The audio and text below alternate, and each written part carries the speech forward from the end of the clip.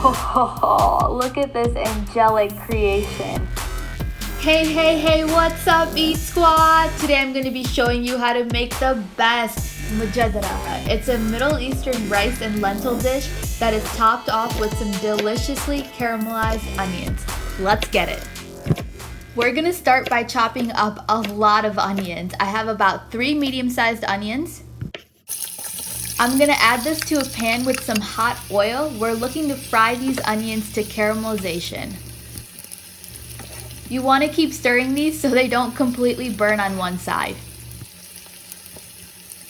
Alright, they're starting to turn a beautiful brown color and are still tender in the middle. That's exactly how we want it. So these are nice and caramelized now, so I'm just going to reserve about a half of this for our topping. And to this, I'm going to add in about a cup of our washed green lentils, equal amounts of washed long grain rice, I'm using Basmati here, and some water.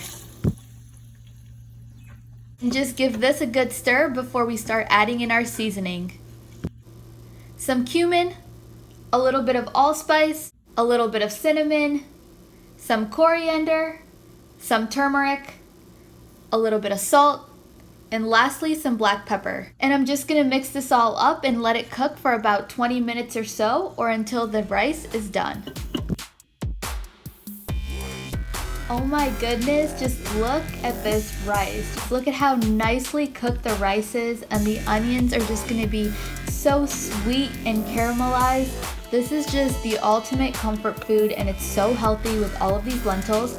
And not to mention, it smells so amazing with all of these spices.